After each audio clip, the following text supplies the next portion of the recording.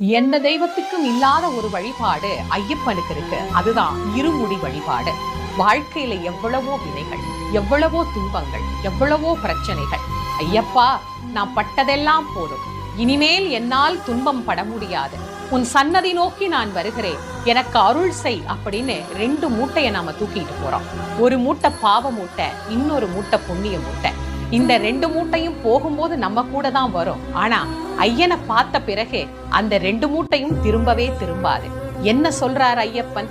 என்ன தேடி வர்ற பக்தனே, உனக்கு பாவத்தையும் புண்ணியத்தையும் எடுத்துக்கொண்டு நீ விரும்புகிற மோட்ச உலகத்தை நான் உனக்கு தருகிறேன் அப்படின்னு சொல்லக்கூடிய ஒரு அழகான தெய்வமாகத்தான் ஐயப்பன் இருமுடி பிரியனாக நமக்கு பாவத்தையும் புண்ணியத்தையும் எடுத்துக்கொண்டு நீ விரும்புகிற மோட்ச உலகத்தை நான் உனக்கு தருகிறேன் அப்படின்னு சொல்லக்கூடிய ஒரு அழகான தெய்வமாகத்தான் ஐயப்பன் இருமுடி பிரியனாக நமக்கு. நாடாளும் மன்னவனும் காடாள வந்த மலை, ஒரு மாநாடு கண்டது போல் மலர் கோடி பூக்கும் மலை, எங்கள் மணிகண்டன் சபரிமலை.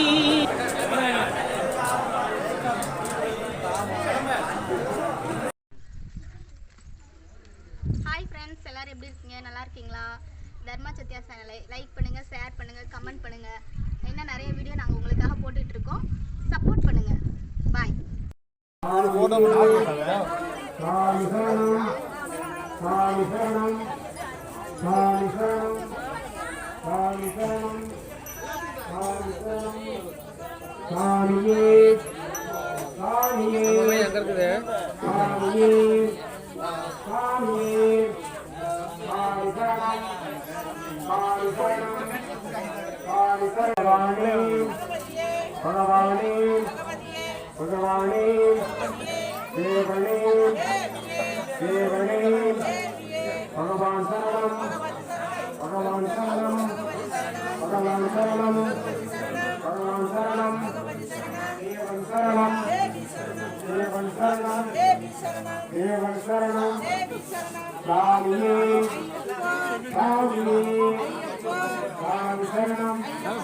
போடுங்க காணிக்க. ஐயப்ப சரணம்.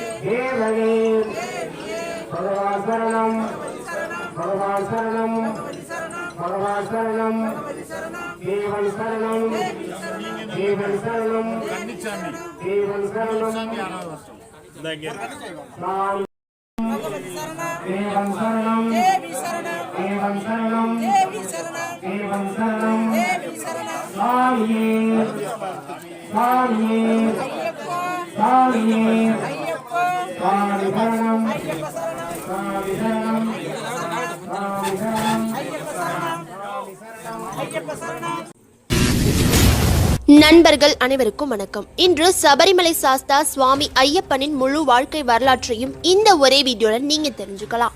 வருஷம் பல கோடி பேர் மாலை போட்டு கடுமையான விரதம் இருந்து ஐயப்பனை தரிசனம் செய்ய கேரளாவில் உள்ள சபரிமலைக்கு போறாங்க. அப்படிப்பட்ட சக்தி வாய்ந்த ஐயப்பன் பற்றி நிறைய சந்தேகங்கள் நமக்கு வரும். ஐயப்பன் கிருத யுகத்துக்கு முன்னாடி தோன்றிய மோகினி அவதாரத்தில் பிறந்ததா சொல்றாங்க. அப்படிப்பட்ட ஐயப்பனுக்கும் 1500 வருடத்துக்கு முன் தோன்றிய இஸ்லாமிய மதத்து பாவருக்கும் எப்படி நட்பு இருந்திருக்க முடியும்? சரி, நண்பர்களாவே இருக்கட்டும், ஏன் ஐயப்பனை தரிசிக்கிறதுக்கு முன்னாடி ஒரு இஸ்லாமிய மதத்தை சேர்ந்த பாவர் மசூதியை தரிசனம் செய்யறாங்கன்னு உங்களுக்கு தோணலாம். ஐயப்பன் பிரம்மச்சாரின்னு தான் நிறைய பேர் நினைச்சிட்டு இருப்போம். ஆனா ஐயப்பன் பிரம்மச்சாரி இல்லைங்க. முருகன், விநாயகரை போல ஐயப்பனுக்கும் 2 மனைவி இருக்காங்க. அவருக்கு ஒரு மகனும் இருந்திருக்காங்க. என்னடா சொல்றீங்க? அதுக்கு ஏதாவது ஆதாரம் இருக்கான்னு எல்லாருக்கும் சந்தேகம் வந்திருக்கும். உங்க சந்தேகத்துக்கு எல்லாம் ஆதாரத்தோட இந்த ஒரே வீடியோல பதில் தெரிஞ்சுக்கலாம். ஐயப்பனோட அவதார நோக்கமே மகிஷியை வதம் செய்யறதுக்காக தானே எல்லாருக்கும் தெரியும். யார் இந்த மகிஷி? எதனால ஐயப்பனே அவதாரம் எடுத்து மகிஷியை வதம் செஞ்சாரு? அப்படி வதம் செஞ்ச பிறகு சாபம் நீங்கிய மகிஷி ஏன் ஐயப்பனை திருமணம் செஞ்சுக்க ஆசைப்பட்டாங்க? ஐயப்பன் 2 பெண்களை திருமணம் செஞ்சிருக்காருன்னு சொல்றப்போ ஏன் மகிஷியை மட்டும் திருமணம் செஞ்சுக்கலன்னு இப்படி பல கேள்விகள் நமக்கு தோணும். இதுக்கெல்லாம் இந்த ஒரே வீடியோல பதில் தெரிஞ்சுக்கலாம். அதுக்கு முன்னாடி நீங்க முதல் முறையா நம்ம சேனல் வீடியோவை பாக்குறீங்க அப்படின்னா உடனே நம்ம சேனலை சப்ஸ்கிரைப் பண்ணிடுங்க. வாங்க இப்ப வீடியோக்குள்ள போலாம். வரமுனிங்கிற முனிவர் அகத்தியர் கிட்ட வாங்கின சாபத்தால தான் மனித உடலும் எருமை தலையோட மகிஷாசுரனா பிறந்து துர்காதேவி கையால இறந்தார்னு கேள்விப்பட்டிருப்போம். மகிஷாசுரன் பிறந்ததுக்கு ஒரு முன்ஜென்ம கதை இருக்க மாதிரி மகிஷி பிறந்ததற்கும் ஒரு முன்ஜென்ம கதை சொல்லப்படுது. மும்மூர்த்திகளின் அவதாரமான தத்தாத்திரேயரின் மனைவியான லீலாவதி தத்தாத்திரேயர் மாதிரியே பல தவங்களும் வேள்விகளும் செய்து நிறைய வரங்களும் சக்திகளும் பெற்று விளங்கி இருக்காங்க. அவங்களுக்கு ஆணவமும் தலைகணமும் அதிகம். ஒரு முறை தன்னோட கணவரான தத்தாத்திரேயர்கிட்டயே தவத்தின் பலனாய் நம்ம 2 பேருக்கு கிடைச்ச சக்தியில் யார் சிறந்தவங்கன்னு கேள்வி கேட்டிருக்காங்க. தத்தாத்திரேயர் கொஞ்சம் கூட யோசிக்காம நான் தான்னு சொல்லியிருக்காரு. உங்களுக்கு இணையான சக்தி பெற்ற என்ன தாழ்த்தி பேசிட்டீங்க, நீங்க மகரிஷி இல்ல மகிஷின்னு சொல்லி திட்டிருக்காங்க. மகிஷா அப்படின்னா சமஸ்கிருதத்துல எருமைன்னு அர்த்தம், மகிஷின்னா பெண் எருமைன்னு அர்த்தம். இதை கேட்டதும் கோபப்பட்ட தத்தாத்திரேயர் அடுத்த ஜென்மத்தில் எருமை தலையும் மனித உடல் கொண்ட அரக்கியா பிறப்ப உன்னை சிவனுக்கும் விஷ்ணுவிற்கும் பிறக்கும் குழந்தையால் உன் சாபம் நீங்கும்னு சொல்லியிருக்காரு. அடுத்த ஜென்மத்துல ரம்பன்கிற அரக்கன் தனக்கு சக்தி வாய்ந்த குழந்தைங்க வேணும்னு அக்னி தேவனை நோக்கி தவம் இருந்து மகிஷாசுரனையும் மகிஷியும் ஒரு எருமை மாட்டிற்கு பெற்றெடுத்திருப்பான். ரொம்ப சக்தி படைத்த மகிஷாசுரனும் மகிஷியும் பிரம்மதேவனை நோக்கி கடுமையான தவம் இருந்து நிறைய வரங்கள் பெற்றிருக்காங்க. மகிஷாசுரனை தேவர்களும் கடவுளும் சேர்ந்து கொன்னதால மகிஷி பிரம்மதேவன் கிட்ட வித்தியாசமான 3 வரங்களை வாங்குறா. 1, 14 லோகங்கள்லையும் நான் ஆட்சி செய்யணும். 2, நான் ஒவ்வொரு வாட்டி தோற்று விழும்போதும் மீண்டும் மீண்டும் பல மடங்கு பெரியவளா உருவம் எடுத்து திரும்ப வரணும். 3, சிவனுக்கும் விஷ்ணுவிற்கும் பிறக்கிற குழந்தையால் தான் எனக்கு மரணம் ஏற்படணும். அதுவும் அந்த குழந்தை சாதாரண மானிடனா பிறக்கணும். அந்த குழந்தைக்கு 12 வருடங்கள் பூர்த்தியாகி இருக்கணும்னு வரம் பெற்றிருக்கா மகிஷி. தேவர்களும் அசுரர்களும் பார்க்கடலுக்கு அடையும் போது வெளிவந்த அமிர்தத்தால ஏற்பட்ட சண்டையை தீர்த்து வைக்க விஷ்ணு பகவான் மோகினி அவதாரம் எடுத்த போது சிவனுக்கும் மோகினிக்கும் பிறந்தவர் தான் ஐயப்பன். ஐயப்பன் பிறப்புக்கான நோக்கமே மகிஷிய வதம் செய்யறது. அதோட தீவிர சிவபக்தரான பந்தல மகாராஜ சேகர் குழந்தை இல்லைன்னு ரொம்ப கவலையோட இருந்திருக்காரு. சிவனை நோக்கி பிரார்த்தனை செஞ்சு வந்திருக்காரு. 2 விஷயத்தையும் நிறைவேற்றதா ஐயப்பனை பம்பை நதிக்கரையில் பந்தல மகாராஜாக்கு கிடைக்கிற மாதிரி செஞ்சிருக்காங்க. பந்தல மகாராஜா வேட்டையாட காட்டுக்கு போயிருந்தப்போ ஒரு குழந்தையோட அழுக்குரல் கேட்டிருக்கு. ஒரு மரத்தடியில கழுத்துல மணியோட பிரகாசமான ஒளி வீசி இருக்கு. அரசனோட கவனம் முழுவதும் அந்த குழந்தை கிட்ட போயிருக்கு. யாரும் இல்லாத காட்டுல இப்படி தெய்வாம்சம் பொருந்திய குழந்தைய அந்த சிவபெருமான் தான் கொடுத்திருக்காருன்னு ஏத்துக்கிட்டு தன்னோட மனைவி கிட்ட அந்த குழந்தையை கொடுத்திருக்காரு. கழுத்துல மணியோட பிறந்ததால மணிகண்டன்னு பெயர் வச்சு தங்களோட குழந்தை போல ரொம்ப பாசத்தோட வளர்த்து வந்திருக்காங்க 2 பேரும். கொஞ்சம் வருஷம் கழிச்சு ராணி கர்ப்பம் அடைஞ்சு அவங்களுக்கு ஒரு குழந்தையும் பிறந்திருக்கு. மணிகண்டன் வந்த நேரம் நமக்கு எல்லாமே நல்லதா நடக்குதுன்னு மணிகண்டனை தங்களோட மூத்த பையனாவே வளர்த்து வந்திருக்காங்க. குருகுலத்துக்கு அனுப்பி மணிகண்டனை அனைத்து வித்தைகளையும் கற்று வர சொல்லியிருக்காங்க. மணிகண்டனும் எல்லா வித்தைகளிலும் சிறந்து விளங்கி இருக்காரு. கற்றுக் கொடுத்த குருவுக்கு நன்றி செலுத்துற விதமா அவரோட வாய் பேச முடியாத பையனை பேச வச்சு குரு தட்சணை கொடுத்திருக்காரு. பிறகு ராஜ்யம் வந்ததும் அரசன் தனக்கு வயசாகிட்டே போகுது. உடனே பட்டத்து இளவரசனா மணிகண்டனை கூடிய சீக்கிரம் அரசனா முடிசூடணும்னு சொல்றாரு. இதை கேட்டதும் தீய எண்ணம் கொண்ட மந்திரி வயசான இந்த அரசனுக்கு அப்புறம் எனக்கு தான் அந்த அரச பதவி கிடைக்கணும்னு பார்த்தா இப்போ எங்கிருந்தோ வந்த இந்த பையனுக்கு அரச பதவி கொடுக்க போறேன்னு சொல்றாரேன்னு எப்படியாச்சும் மணிகண்டனை வதம் செய்யணும்னு பல சதி திட்டங்களை தீட்டுறாரு. ராணியோட மனசுலயும் கொஞ்சம் கொஞ்சமா நஞ்ச விதிக்க ஆரம்பிக்கிறாரு. நீங்க பெற்ற பிள்ளைக்கு அரச பதவி கொடுக்காம யாரோ பெற்ற பிள்ளைக்கு உங்க கணவர் மகுடம் சூட்டி அழகு பார்க்க நினைக்கிறாரு, என்னால இதை தாங்கிக்க முடியலன்னு ராணியோட மனசை மாத்துறான். ராணியும் மந்திரி சொல்றதுதான் சரின்னு மந்திரி சொல்றபடி நடக்க ஆரம்பிக்கிறாங்க. தனக்கு தீராத வயிற்று வலி இருக்கு, இந்த பிரச்சனை சரி பண்ண புளிப்பால் குடிச்சா சரியாகும்னு அரண்மனை வைத்தியரை பொய் சொல்ல வச்சிருக்காங்க. பாசக்கார மணிகண்டனும் தன்னோட அம்மாக்கு புளிப்பால் கொடுத்தா சரியாகிடும்னா நான் இப்பவே காட்டுக்கு போய் கொண்டுட்டு வரேன்னு சொல்லி கிளம்பி இருக்காரு. பந்தல மகாராஜா எவ்வளவோ தடுத்து பார்த்தும் மணிகண்டன் கேட்கல. நான் கண்டிப்பா போய் புளிப்பாலோட வந்து அம்மாவோட பிரச்சனையை சரி பண்ணுவேன்னு சொல்லி இருக்காரு.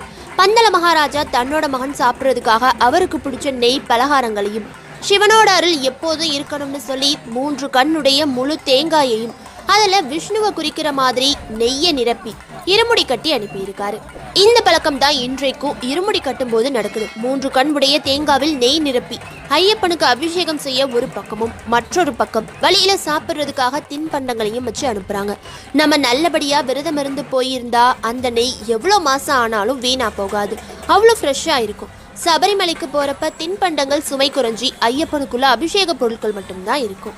ஐயப்பன் காட்டுக்கு போனது புலிப்பால் எடுக்கிறதுக்காக மட்டும் இல்லை, தன்னோட அவதார நோக்கமான தேவர்களுக்கும் முனிவர்களுக்கும் தீங்கு செஞ்சு வந்த மகிஷியை வதம் செய்யதான். பரம்பொருளான சிவபெருமான் தன்னோட மகன் ஐயப்பனுக்கு எந்த தீங்கும் நேரக்கூடாதுன்னு காவல் காக்க கருப்பசாமியும் பூதகணங்களின் தலைவனான வாபரனையும் சில பூதகணங்களையும் அனுப்பி ஐயப்பன் சிறு பிள்ளை, அவனுக்கு நீங்க தான் காவலா இருந்து ஐயப்பனோட அவதார நோக்கத்தை பூர்த்தி செய்யணும்னு சொல்லியிருக்காரு. முருகன் சூரபத்மனை வதம் செய்ய போனப்போ வீரபாகுவ படைத்தளபதியா அனுப்பி வச்ச மாதிரி ஐயப்பனுக்கு வாபரனை படைத்தளபதியா அனுப்பி வச்சிருக்காரு. வாபரன் உதவியோட ஐயப்பன் மகிஷிய வதம் செஞ்சிருக்காரு. மகிஷி நிலத்தில் விழுந்தாள். மீண்டும் மீண்டும் அதிக பலம் பெற்று வரக்கூடிய சக்தி இருந்ததால நதியில தூக்கி வீசி மீண்டும் எழுந்து வர முடியாதபடி மகிஷி மேல ஒரு பாறையை போட்டு அது மேல ஐயப்பன் நர்த்தனம் ஆடியிருக்காரு. ஐயப்பனோட பாதம் பட்டதும் அரக்கி மகிஷி ஒரு அழகான பெண்ணாக தோன்றி ஐயப்பனோட பாதம் பணிஞ்சிருக்காங்க. தன்னோட முன்ஜென்ம கதையும் தன்னோட சாபத்தையும் சொல்லி உங்களால தான் என்னோட சாபம் நீங்கி இருக்கு, என்னை காப்பாத்தன நீங்களே என்ன திருமணம் செஞ்சுக்கோங்கன்னு கேட்டிருக்காங்க. அப்போ ஐயப்பன் சபரிமலைக்கு எந்த வருடம் கன்னிசாமி மாலை போட்டு என்ன தரிசனம் செய்ய வரலையோ அப்ப உங்களை நான் திருமணம் செஞ்சுக்கிறேன்னு வாக்கு கொடுத்திருக்காரு. நீங்க என் சன்னதிக்கு பக்கத்திலேயே மஞ்சள் மாதாவா இருந்து இங்க வரும் பக்தர்கள் கோரிக்கையை நிறைவேற்றுவாங்கன்னு சொல்லியிருக்காரு.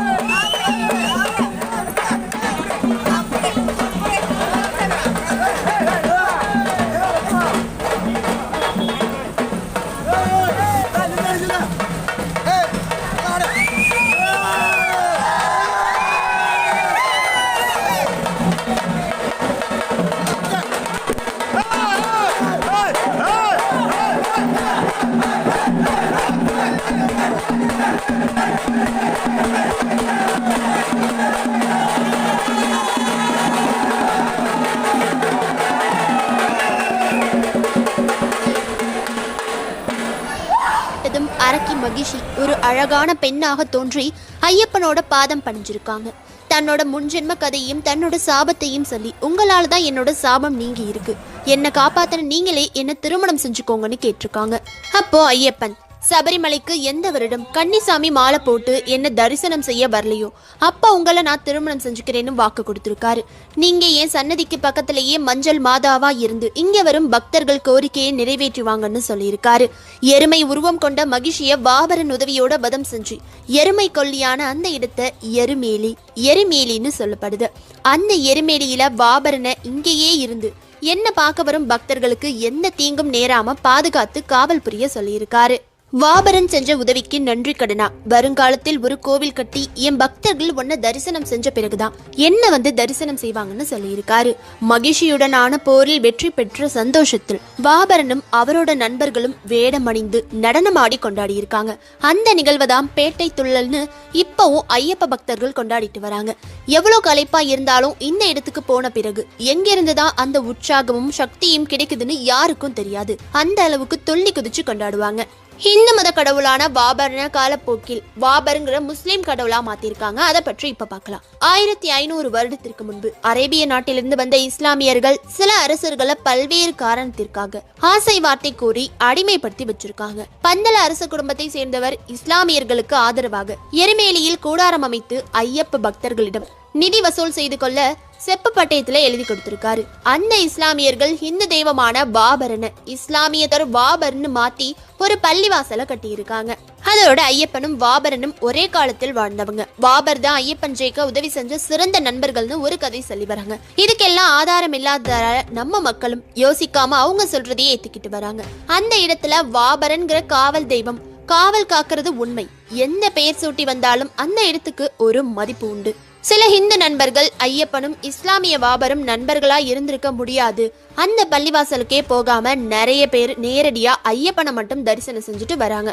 அப்படி செய்யாதீங்க. அந்த இடத்துல நம்ம காவல் தெய்வமும் இருக்காரு.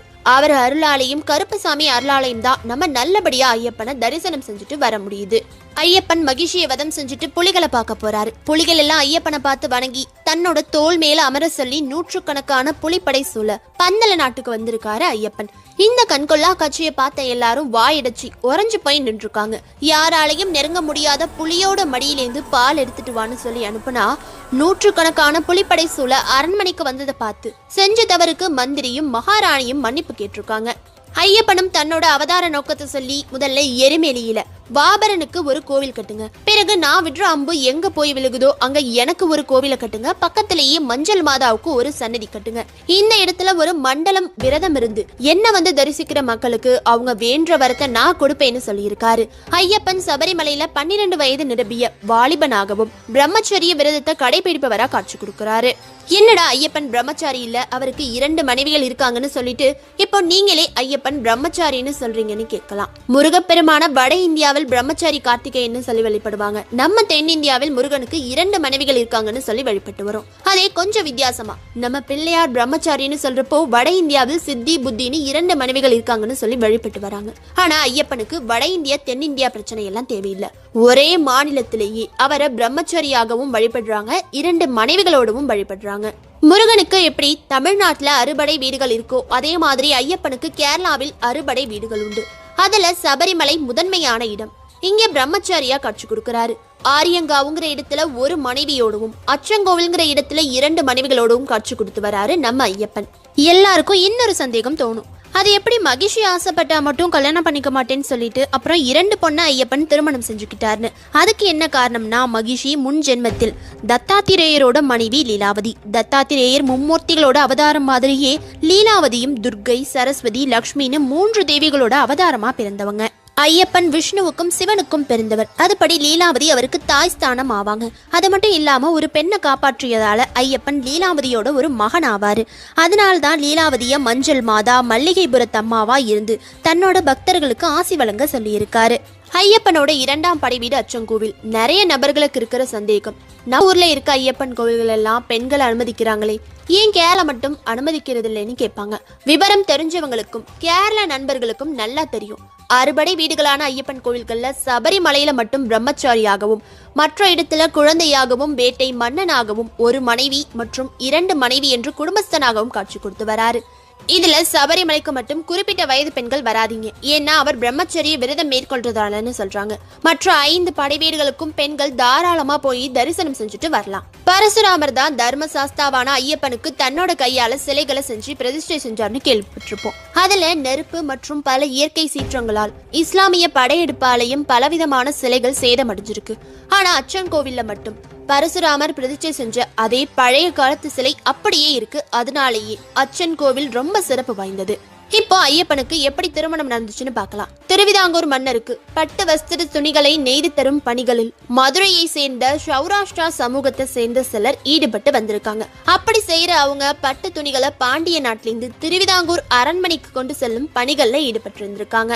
ஒரு நாள் அப்படி பட்டு துணிகளை திருவிதாங்கூர் அரண்மனைக்கு கொண்டு போற பணியில இருந்த ஒருத்தர் பருவ வயதை அடைந்த தன்னோட மகள் புஷ்கலாவையும் கூட அழைச்சிட்டு போயிருக்காரு.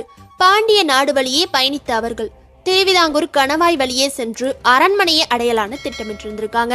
அப்படி மலைப்பாதை வழியாக சென்ற அவர்கள் ரொம்ப இருட்டினதால பயந்து போன புஷ்கலா அங்க பக்கத்துல இருந்த ஆரியங்காவு தர்மசாஸ்தா கோவில் பூசாரியோட வீட்டுல தன்னோட மகளை தங்க வச்சு அவளை பத்திரமா பாத்துக்கங்க, நான் இந்த பட்டு வஸ்திரங்களை மன்னருக்கு கொடுத்துட்டு வரேன்னு புஷ்கலாவோட அப்பா போயிருக்காரு. புஷ்கலா தன்னால முடிஞ்ச அளவுக்கு தர்மசாஸ்தா பூஜைக்கு தேவையான பூக்களை பறிச்சுட்டு வந்து கொடுக்கறது, தண்ணி எடுத்துட்டு போறது, கோலம் போடுறது, கோயிலை அழகுபடுத்துறதுன்னு இப்படி ஒவ்வொரு வேலைகளா செஞ்சு வந்திருக்காங்க. ஒரு கட்டத்தில் புஷ்கலாவோட வாழ்க்கை சுவாமி ஐயப்பனோடைய ஐக்கியமாயிருக்கு. சாஸ்தா மீது காதலும் பிறந்திருக்கு. திருவிதாங்கூர் அரண்மனைக்கு போயிட்டு திரும்பி வந்துட்டு இருந்த வியாபாரிய ஒரு மதம் கொண்ட யானை துரத்தி இருக்கு. அந்த வியாபாரிய காப்பாத்துறதுக்காக அங்க வந்த ஒரு இளைஞன் யானையை அடக்கி அந்த யானையை அந்த இடத்துல இருந்து துரத்தி வியாபாரிய காப்பாத்திருக்காரு. உயிர் பிழைத்த அந்த வியாபாரி, நான் என்னதான் உங்களுக்கு கைமாறு செய்ய போகிறேனோ ஐயனேன்னு கேட்டதுக்கு அந்த இளைஞன், உங்களோட மகளை எனக்கு திருமணம் செஞ்சு கொடுங்கன்னு கேட்டிருக்காரு. அதுக்கு அந்த வியாபாரியும் சம்மதிச்சிருக்காரு. உடனே அந்த இளைஞன் அந்த இடத்துல இருந்து மாயமா மறைஞ்சிட்டாராம். ஆரியங்காவுக்கு வந்து சேர்ந்த வியாபாரிக்கு ஒரே ஆச்சரியம். காட்டில் தன்னை காப்பாற்றிய இளைஞன் எந்த ரூபத்தில் காட்சி கொடுத்தானோ அதே ரூபத்தில் ஐயப்பன் அங்க எழுந்தருளி இருக்காரு. வியாபாரிக்கு ஐயப்பன் தான் தன்னை காப்பாற்றியதும் தன்னோட மகளை கரம் பற்ற நினைத்து அங்கு வந்ததும் தெரிய வந்திருக்கு. நடந்த விஷயத்த கோயில் பூசாரி கிட்ட சொல்லியிருக்காரு. புஷ்கலாவும் தன்னோட நிலைமையை எடுத்து சொல்ல ஐயப்பனுடன் மகளை திருமணம் செய்து வைக்க சம்மதிச்சிருக்காரு வியாபாரி. இதுக்கு திருவிதாங்கூர் மன்னரும் அனுமதி கொடுக்க திருமண ஏற்பாடுகளை செய்த வியாபாரி மதுரையில இருக்க சொந்த பந்தங்களை எல்லாம் கூப்பிட்டு திருமண நாளில் ஐயப்பனே நேரில் தோன்றி புஷ்கலாவை திருமணம் செஞ்சுக்கிட்டாரு. ஒவ்வொரு வருஷமும் ஐயப்பன் புஷ்கலா திருமண நிகழ்ச்சி மார்கழி மாதத்துல நடைபெற்று வருது. இந்த நிகழ்வின் போது மதுரையை சேர்ந்த சௌராஷ்டிரா சமூகத்தை சேர்ந்த சில குல பெண்ணான புஷ்கலைக்கு சீதனத்தை எடுத்துட்டு வராங்க. அது மட்டும் இல்லாம ஐயப்பனுக்கு பூரணிங்கிற மனைவி உள்ளதாகவும் சத்யகாங்கிற மகன் உள்ளதாகவும் சொல்லப்படுது. சபரிமலையில் பிரம்மச்சரியாக வீற்றிருக்கும் ஐயப்பன் ஆரியங்கா தர்மசாஸ்தா கோயிலில் கிரகஸ்தனா அருள் பாலிச்சுட்டு வராரு. திருமண தடை உள்ளவர்கள் இந்த கோயிலுக்கு போய் வேண்டிக்கிட்டா சீக்கிரமே திருமணம் நடக்கும்ங்கிறது நம்பிக்கையா இருக்கு. ஐயப்பனுக்கு பல்வேறு கோயிலை கட்டியதா கூறப்படும் பரசுராமர் தான் இந்த கோயிலையும் கட்டியிருக்காரு. ஐயப்பனும் ஐயனாரும் ஒருத்தர் தான் நிறைய பேர் சொல்லி கேள்விப்பட்டிருப்போம். சிவனுக்கும் விஷ்ணுவிற்கும் பிறந்தவர் தான் ஐயப்பனும் ஐயனாரும். உருவம் இரண்டும் ஒற்றுமையா இருந்தாலும் ஆனா நம்ம மனசை ஏத்துக்காது. ஏன்னா ஐயப்பன் பிரம்மச்சாரி, ஐயனார் 2 மனைவியோட இருக்காரு. எப்படி இவரை அவர் கூட கம்பேர் பண்ண முடியும்னு நம்ம ஊர்ல ஐயனாருக்கும் பலவிதமான கதைகள் சொல்லப்பட்டாலும் அச்சன் கோவில் ஐயப்பன் 2 மனைவியோட இருக்கத பார்த்தா ஆமாப்பா ஐயனாரும் ஐயப்பனும் ஒண்ணுதான் போலன்னு நம்ம மனசே ஆமான்னு சொல்லும். முதல்ல கருப்பசாமியோட பிறப்பை பத்தி பார்ப்போம். ராமாயண காலத்துல சீதை ராவணன் கிட்ட இருந்து மீட்ட ராமன் சிலர் சந்தேகப்பட்டாங்கன்னு சீதையை தீக்குளிக்க வச்சு டெஸ்ட் பண்ண பிறகுதான் அயோத்திக்கு அழைச்சிட்டு போய் சந்தோஷமா வாழ்க்கை நடத்துவாரு. அயோத்தி மக்கள் ராவணன் கடத்தி வச்சிருந்த சீதைய ராமர் எப்படி சந்தேகப்படாம குடும்பம் நடத்துறாரு, இவர்னால மத்தவங்களும் தப்பா நடந்துக்க போறாங்கன்னு ராமரோட ஆட்சியை குறை சொல்றாங்க. ஏற்கனவே தீக்குள்ள வந்து ப்ரூஃப் பண்ணியும் விடாம கர்ப்பமா இருந்த சீதைய வால்மீகி முனிவரோட ஆசிரமத்துக்கு அனுப்பி வைக்கிறாரு ராமர். சீதை வால்மீகி முனிவரோட ஆசிரமத்துல ராமரோட மகன் லவனை பெற்று வளர்க்குறாங்க. ஒரு நாள் சீதை தண்ணி எடுத்துட்டு வரேன்னு லவனை பாத்துக்கோங்கன்னு வால்மீகி முனிவர் கிட்ட சொல்லிட்டு போறாங்க. வால்மீகி முனிவர் பூ பறிக்க லவனை தனியா விட்டுட்டு தோட்டத்துக்கு போயிட்டு திரும்ப வந்து பாக்குறாரு. சீதையோட மகன் லவனை காணும். சீதை சாப்பாடு கொடுக்க லவனை அழைச்சிட்டு போயிருக்காங்க. இதை தெரியாத முனிவர் இந்த விஷயம் சீதைக்கு தெரிஞ்சா என்னைய சபிச்சிடுவாங்கன்னு பயந்து போய் தர்பை புல்லை எடுத்து தன்னோட சக்தியை பயன்படுத்தி லவன் மாதிரியே ஒரு சிறுவனை உருவாக்குறாரு. சீதை லவனோட ஒன்னா குடிலுக்கு திரும்ப வராங்க. லவன் மாதிரியே இன்னொரு பையன் அங்க இருக்கான். அப்புறம் வால்மீகி முனிவர் நடந்த விஷயத்த சொல்லி இந்த சிறுவனையும் உன் மகன் போலவே வளர்த்துவான்னு சொல்றாரு. அவனுக்கு குஷன்னு பெயர் வச்சு வளர்த்து வராங்க. ராமருக்கு பிறந்தது ஒரு குழந்தை தான். ஆனா வால்மீகி முனிவரோட தப்பால ராமருக்கு 2 குழந்தை ஆகிட்டு. அதுக்கப்புறம் ரொம்ப வருஷம் கழிச்சு சீதையை சந்திச்ச ராமர் சீதையை பார்த்து இந்த 2 பேர்ல யார் என்னுடைய குழந்தைன்னு கேக்குறாரு. கோபப்பட்ட சீதை உடனே தீ மூட்டி அதுல பிரவேசிக்கிறாங்க. அதுல தன்னோட 2 பசங்களையும் தீயில நடக்க சொல்றாங்க. அப்போ லவன் எதுவுமே ஆகாம வந்துடுறான். குசன் நெருப்புல கருகி போயிடுறான். ராமர் குசனுக்கு திரும்ப உயிர் கொடுத்து கருப்பான சொல்லி கூப்பிட்டிருக்காரு. அதுல இருந்து தான் கருப்பன் கருப்பண்ணசாமின்னு எல்லாரும் சொல்ல ஆரம்பிச்சிருக்காங்க. இந்த விஷயம் கிராமத்து கதைகள்ல சொல்லிட்டு வராங்க. கருப்பசாமி தான் ராமரோட மகன்னு. ஆனா எந்த ப்ரூஃபும் இல்ல. கொஞ்ச நாள்ல சீதை 2 மகன்களையும் ராமர் கிட்ட ஒப்படைச்சிட்டு இறந்துட்டாங்கன்னு சொல்றாங்க. அப்புறம் கருப்பசாமிக்கும் ஐயப்பனுக்கும் என்ன சம்பந்தம்னு பார்க்கலாம். புலிப்பால் கொடுத்தாதான் வலி சரியாகும்னு மருத்துவர்கிட்ட சொல்லி ஐயப்பனை ஏமாத்தி காட்டுக்கு அனுப்ப பாக்குறாங்க. எல்லா விஷயத்தையும் தெரிஞ்சுக்கிட்ட ஐயப்பன் தன் அம்மாவோட ஆசையை நிறைவேற்ற காட்டுக்கு போறாரு. அப்போ தேவர்களும் ரிஷிகளும் மகிழ்ச்சி அரக்கினால நடக்கிற பிரச்சனையை சொல்றாங்க. அப்போ ஒரு தந்தையா சிவபெருமான் தன்னோட அம்சமான கருப்பசாமியை கூப்பிட்டு ஐயப்பன் சின்ன பையன், நீ அவனுக்கு சேனாதிபதியா இருந்து அவனுக்கு உதவி செய்யணும்னு சொல்லியிருக்காரு. அதனாலதான் கருப்பசாமி ஐயப்பனுக்கு எப்போதும் காவலா இருந்திருக்காரு. ஐயப்பனும் மகிழ்ச்சியை வதம் செய்யறாரு. தேவர்கள் எல்லாரும் சந்தோஷப்படுறாங்க.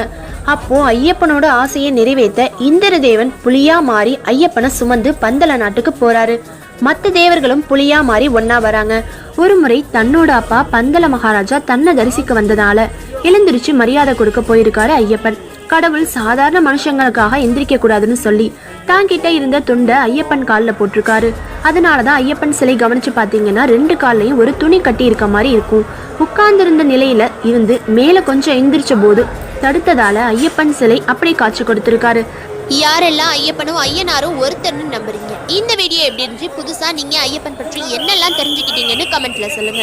ஏற்கனவே சபரிமலை போன நண்பர்கள் உங்க அனுபவத்தையும் பாவர் மசூதி மற்றும் அச்சன் கோவிலுக்கெல்லாம் போயிருக்கீங்களான்னு கமெண்ட் பாக்ஸ்ல கமெண்ட் பண்ணுங்க.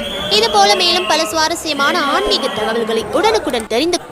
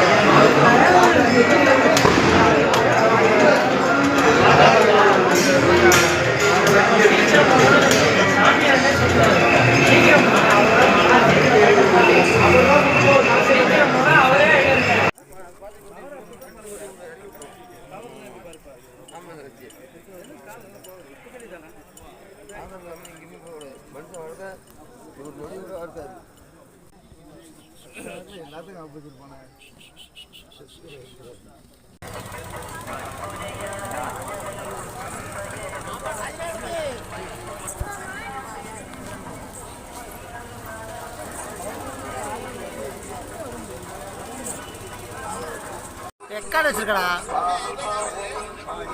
ரெக்கார்டு இருக்கு. ரெக்கார்டு